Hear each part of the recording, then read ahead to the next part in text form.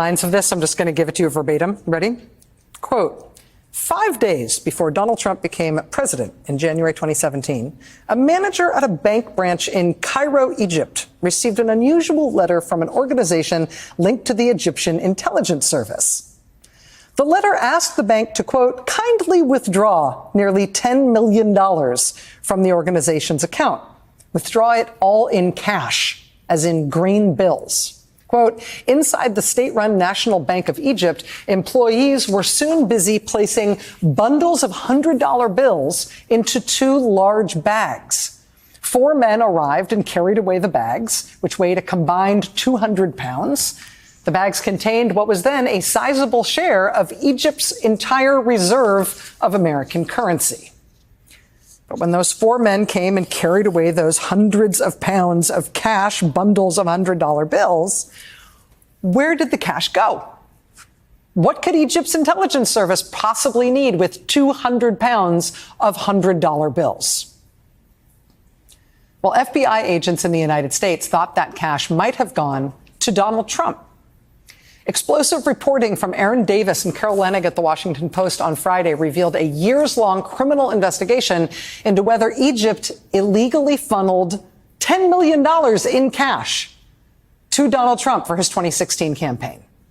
2 years into Trump's presidency, federal investigators in the United States had come to know the following things. First, classified U.S. intelligence had indicated that Egypt's president at least wanted to give Trump $10 million to boost his presidential campaign in 2016.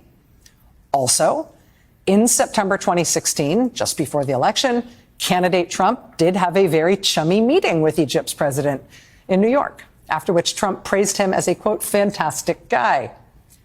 A few weeks after that meeting, just before the election, look at the time on this, October 28th, just before the 2016 election, Trump miraculously produced $10 million of his own money to dump into his campaign, which at the time was quite strapped for cash.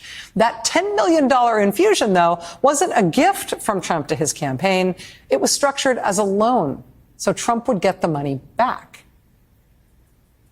Trump, just a few days later, won the election, and then just a few days after that, or a few days before his inauguration, there was that unexplained cash withdrawal of American dollars by the Egyptian intelligence service from a Cairo bank, $10 million, the same amount that Egypt's president had reportedly wanted to give Trump, according to U.S. intelligence, the same amount that Trump had miraculously found to loan to his own campaign. Egypt's president then inexplicably became one of Trump's first guests at the White House as president. Trump later released over $1 billion in military aid for Egypt. Trump at one point even called the Egyptian leader, quote, my favorite dictator. And for him, there's a lot of competition for that title. But U.S. investigators didn't ever prove that the money from Egypt, that cash from that Egyptian bank, went to Trump. To prove or disprove that, they would need access to more of Trump's financial records. But they would never get that access. And that is its own scandal.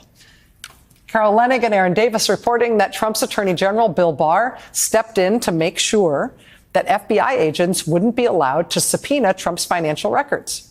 He also then removed the U.S. attorney who was overseeing the investigation.